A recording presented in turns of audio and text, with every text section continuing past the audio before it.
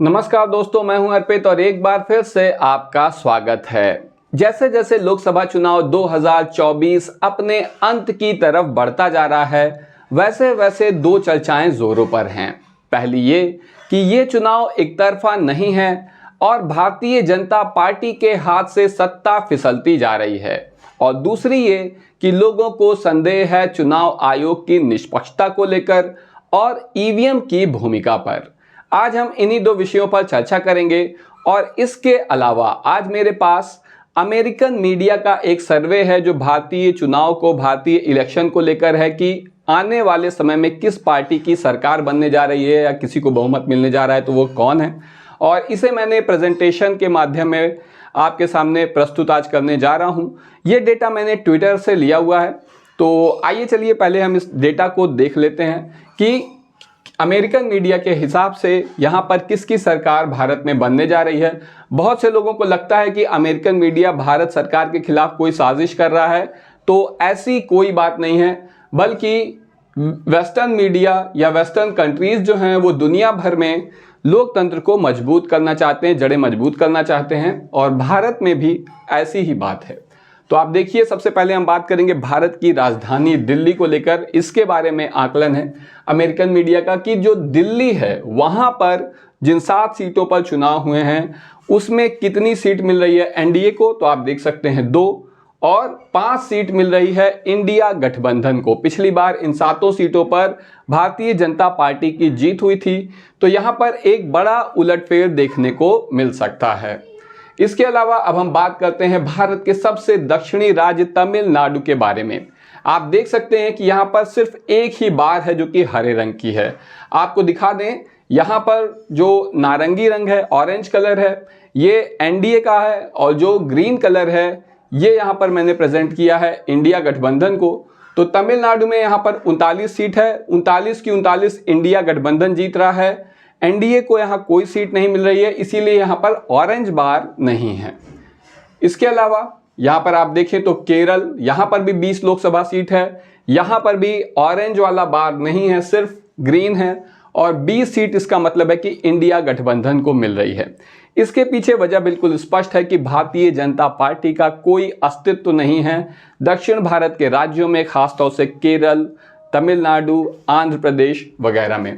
तो इसीलिए संभव नहीं है 400 में 400 सीट जीतना, जो मेरे बहुत से मित्र यहाँ पर कमेंट करते हैं कि 400 में 400 आएगी, 543 में 400 आएगी, तो ऐसा नहीं हो पाएगा। इसके अलावा कर्नाटक में 28 सीटों पर चुनाव हुए हैं। इसमें से जो 28 सीटें हैं कर्नाटक में, उसमें से 8 सीट यहाँ पर एनडीए को मिलती दिखाई दे रही है यूनाइटेड स्टेट्स की मीडिया के हिसाब से, और 20 सीट इंडिया गठबंधन को मिल रही है। कर्नाटक में आपको बता दें कि यहाँ कांग्रेस की सरकार है। इसके अलावा अब हम बात करते हैं आंध्र प्रदेश की। आंध्र प्रदेश भी दक्षिण भारत का एक बहुत ही महत्वपूर्ण राज्य है। बहुत सारी जो हम लोग तेलुगु मूवीज़ देखते हैं, या जिसे हम लोग साउथ इंडियन मूवी कहते हैं, उसमें ज़्यादातर तेलुगु मूवी होती हैं, और ये आंध्र प्रदेश और तेलंगाना की राजधानी हैदराबाद है, वहाँ फिल्म सिटी है, वहाँ पर शूट होती हैं। तो आंध्र प्रदेश में 25 लोकसभा सीट है, आप देख सकते हैं।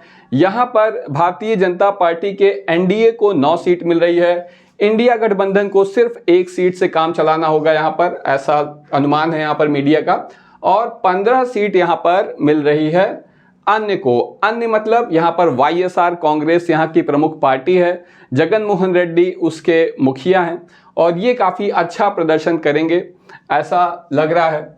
और ये जो 25 सीटें हैं, आपको बता दें कि यहाँ पर इनके साथ साथ विधानसभा का चुनाव भी हो रहा है। आंध्र प्रदेश में कांग्रेस की तरह ही भारतीय जनता पार्टी का भी कोई अस्तित्व नहीं है, लेकिन भारतीय जनता पार्टी ने यहाँ पर गठबंधन किया है तेलुगु देशम से, जिसके मुखिया हैं चंद्रबाबू नायडू।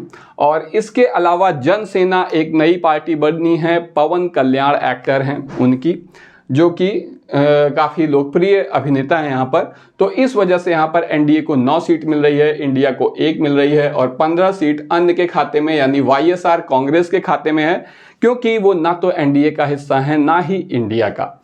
इसके अलावा तेलंगाना में 17 लोकसभा सीट है, और इन 17 लोकसभा सीटों में से 4 एनडीए को मिल रही है, 10 इंडिया गठबंधन को मिल रही है और 3 अन्य को मिल रही है। तेलंगाना की ही राजधानी है हैदराबाद, जहां से असदुद्दीन ओवैसी लड़ते हैं, जो किसी भी गठबंधन का हिस्सा नहीं है। तो इन 3 में से 1 सीट उनकी है।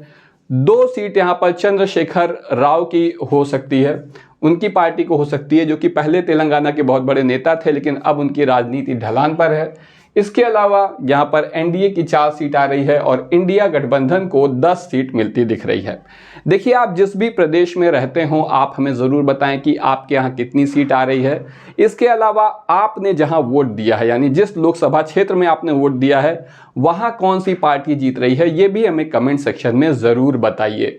क्योंकि ये सर्वे तो यूनाइटेड स्टेट्स की, अमेरिका की जो है मीडिया का है।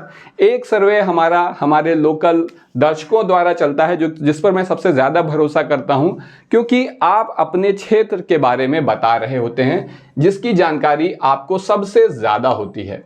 तो अब हम बात करेंगे महाराष्ट्र की। महाराष्ट्र में 48 लोकसभा सीट है। पिछली बार भाजपा ने शिवसेना के साथ मिलकर यहाँ पर 40 से अधिक सीटें जीती थीं, लेकिन इस बार शिवसेना अलग है, इंडिया गठबंधन के साथ है और भाजपा को यहाँ पर सिर्फ 17 सीट मिल रही है। 29 सीट इंडिया गठबंधन को मिल रही है, जिसमें कांग्रेस, एनसीपी और शिवसेना शामिल हैं।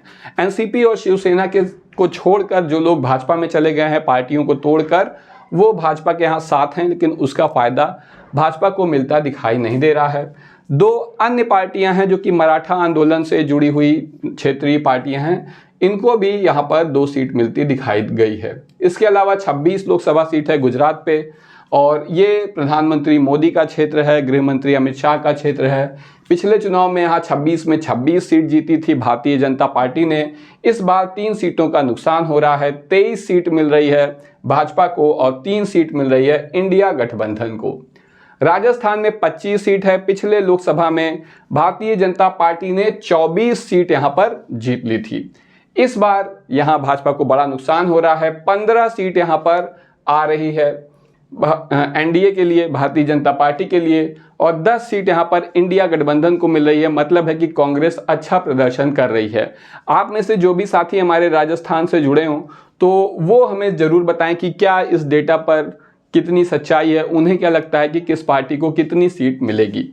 इसके अलावा लाइक तो आप करते ही हैं वीडियो को, उसके लिए मुझे कहने की ज़रूरत नहीं है, और सब्सक्राइब भी आपने किया ही हुआ है। अब हम बात करते हैं पंजाब की। पंजाब में 13 लोकसभा सीट है और यहाँ पर भारतीय जनता पार्टी को सिर्फ 1 सीट मिल रही है। पंजाब में परंपरागत रूप से भाजपा बहुत कमज़ोर है। पिछले चुनाव में भी 2 ही सीट जीती थी। इस बार और नुकसान हो रहा है, 1 मिल रही है। अमेरिकन मीडिया के हिसाब से, मेरे हिसाब से कोई सीट नहीं मिलेगी। यहाँ पर भाजपा शून्य होने जा रही है। 10 सीट यहाँ पर मिल रही है इंडिया गठबंधन को और 2 सीट मिल रही है अन्य राजनीतिक दलों को, जिसमें शिरोमणि अकाली दल प्रमुख हैं। हरियाणा में 10 लोकसभा सीट है और ये जो 10 लोकसभा सीटें हैं, इसमें से पिछली बार भाजपा ने 10 की 10 जीत ली थी, लेकिन इस बार यहाँ पर भाजपा को सिर्फ 2 सीट मिलती दिख रही है और 8 सीट इंडिया गठबंधन के खाते में जा रही है। अगर हमारे हरियाणा से कुछ साथी हो तो बताएं, क्योंकि एक बहुत बड़ा बदलाव कहा जा रहा है। तो इसमें कितनी सच्चाई है आप हमें कमेंट सेक्शन में बताएं। मेरा मानना है कि अमेरिकन मीडिया काफ़ी विश्वसनीय है, कम से कम भारतीय मीडिया से तो कहीं ज़्यादा, जिसका काम केवल एक प्रोपेगेंडा को आगे बढ़ाने का है। इसके बाद हम जम्मू कश्मीर की बात करें। जम्मू कश्मीर में 6 लोकसभा सीट है। जम्मू कश्मीर में जिन 6 लोकसभा सीटों पर चुनाव हो रहे हैं, उसमें से 2 एनडीए के खाते में जा रही है और 4 इंडिया गठबंधन के खाते में। हिमाचल में, यहाँ जम्मू कश्मीर के बारे में आपको बता दें कि जम्मू कश्मीर अब कोई प्रदेश नहीं है, केंद्र शासित प्रदेश है, और यहाँ पर जो 6 लोकसभा सीट थी जम्मू कश्मीर में अब 5 है। लद्दाख अलग हो गया है, 1 सीट वहाँ की है, तो सबको यहाँ पर साथ में दिखाया गया है। हिमाचल में 4 लोकसभा सीट है और 4 में से 2 एनडीए को मिल रही है, 2 इंडिया गठबंधन को मिल रही है। आपको बता दूं कि पिछली बार इन चारों सीटों पर भाजपा का कब्जा था। इसी तरह उत्तराखंड में 5 सीट है। पिछली बार यानी 2019 के चुनाव में 5 सीटों पर भारतीय जनता पार्टी का कब्जा था। इस बार भी भाजपा यहाँ 4 सीटों पर जीत रही है और 1 सीट यहाँ पर इंडिया गठबंधन के खाते में जा रही है। उत्तर प्रदेश में 80 लोकसभा सीट है। 80 लोकसभा सीट में ऐसा कहा जा रहा था कि अखिलेश यादव को, समाजवादी पार्टी को, इंडिया गठबंधन को सिर्फ 4 से 5 सीट मिलेगी, बाकी 75 के करीब या कम से कम 70 से ज़्यादा सीट हर हाल में भारतीय जनता पार्टी जीत रही है।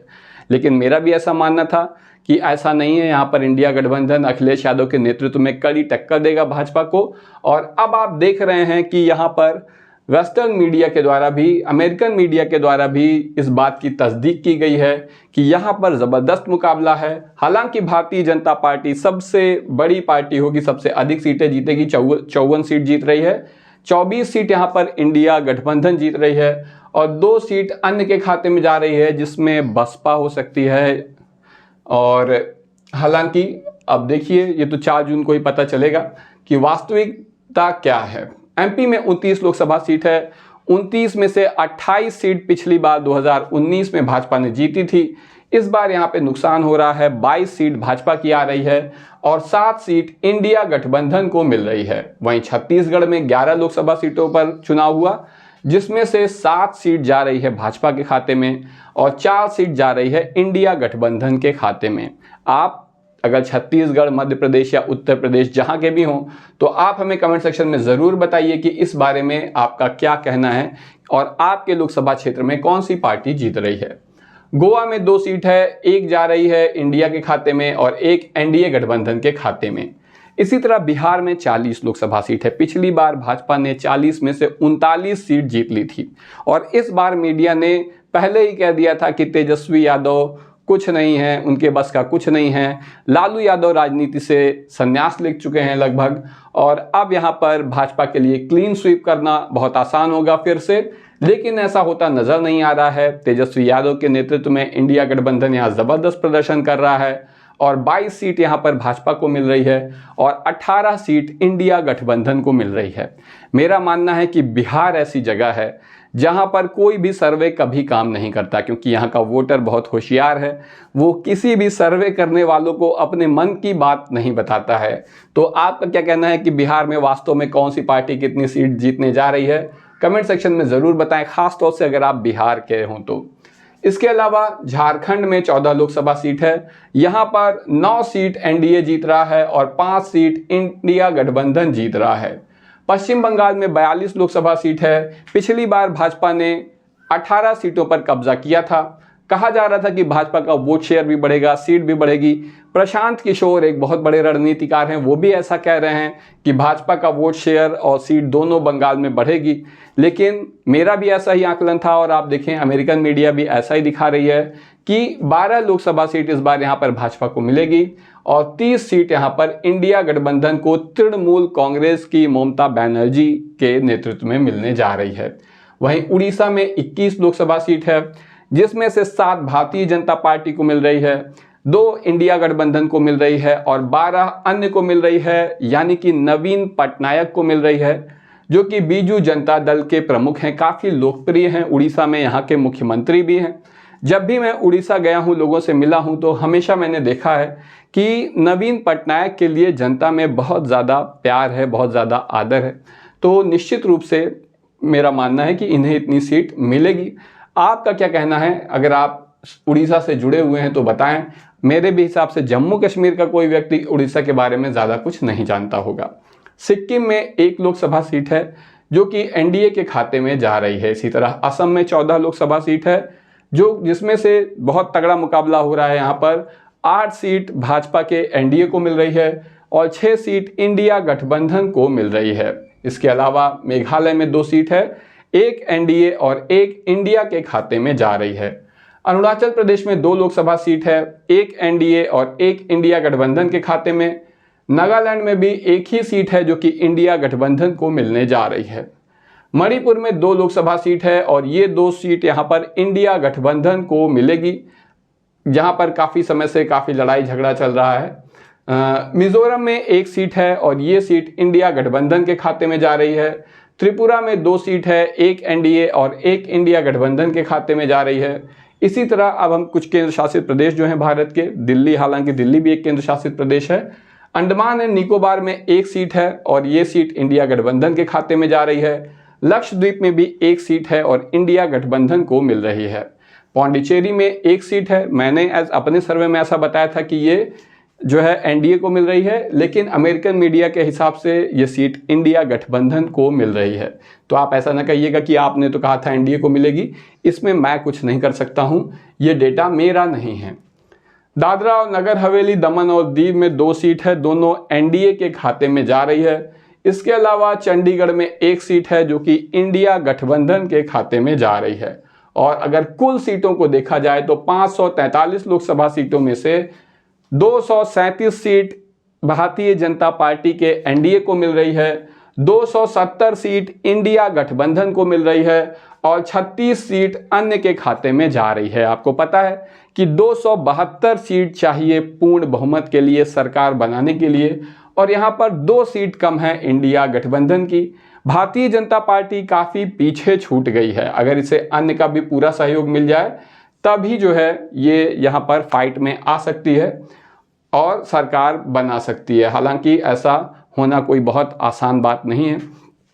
इसके अलावा एक बात और ख़ास है कि जो मैंने कहा कि चुनाव आयोग की निष्पक्षता को लेकर सवाल उठते हैं, इसके बारे में हम बात करेंगे। ईवीएम की भूमिका को लेकर बात करेंगे, क्योंकि बहुत से हमारे साथी डरते हैं और कहते हैं कि आप यहाँ पर जो भी डेटा बता रहे हैं या जो भी बातें हो रही हैं, लेकिन वास्तव में चुनाव आयोग और ईवीएम की वजह से चीज़ें बिगड़ सकती हैं। तो दोस्तों, यहाँ पर मैं पूरी जिम्मेदारी के साथ ये कहना चाहता हूँ कि अभी तक किसी भी विपक्षी दल ने, बड़े दल ने कोई बड़ा कदम ईवीएम के खिलाफ उठाया नहीं है।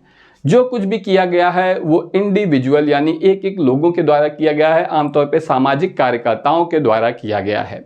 इसलिए ईवीएम को लेकर बहुत ज़्यादा परेशान होने की ज़रूरत नहीं है, क्योंकि हमसे और आपसे ज़्यादा चिंता यहाँ पर कांग्रेस को, समाजवादी पार्टी को और जो भी अरविंद केजरीवाल जी को, ममता बनर्जी, इन लोग को हमसे ज़्यादा चिंता है, हमसे आपसे ज़्यादा चिंता है।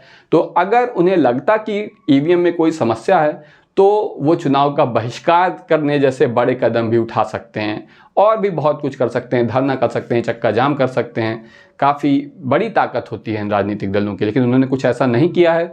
तो इसका मतलब है कि वो भी काफ़ी हद तक ईवीएम के प्रति आश्वस्त हैं। इसके अलावा एक बात और है, मैं ऐसा चाहता हूं कि ईवीएम से चुनाव ना कराया जाए। इसके पीछे वजह बिल्कुल स्पष्ट है कि लोकतंत्र में सबसे ज़्यादा महत्वपूर्ण अगर कोई चीज़ है तो वो है जनता का भरोसा। अगर हमारे देश में इतने सारे लोगों को ऐसा लगता है कि ईवीएम भरोसेमंद नहीं है, तो ऐसी कोई मजबूरी नहीं है कि हम ईवीएम से ही चुनाव कराने पर अड़े रहें। तो आज के लिए बस इतना ही। आपका इस अमेरिकन मीडिया के सर्वे के बारे में क्या विचार है, ये कितना सही है, कितना गलत है, कमेंट सेक्शन में ज़रूर बताएं। और आपके यहाँ कौन जीत रहा है ये भी कमेंट करके ज़रूर बताएं। आज के लिए बस इतना ही। धन्यवाद।